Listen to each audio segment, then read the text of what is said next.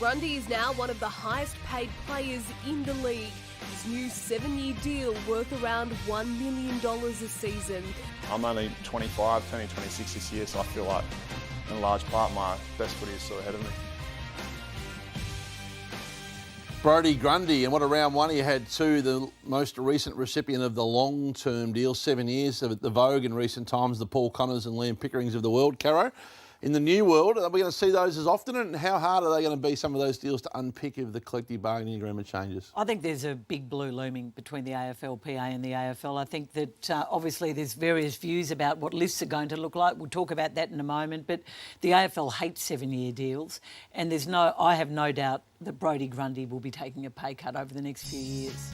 Well, here are some of them, Hutchie. And Grundy and Lachie, Whitfield, massive deals. And that's a hard part. If you look at some of those interstate clubs, to try and keep these players at their football clubs, they're having to go way over. I was shocked when Wayne Miller signed a 5-year deal. Hasn't done a lot at AFL level yet, got the massive contract. If the salary cap comes down, it's a big if, let's hope it doesn't, but if it does, how do you think that the league would deal with those contracts? Would they be legally binding within a reduced salary cap, or do you think there would have to be some sort of negotiation on all of those deals?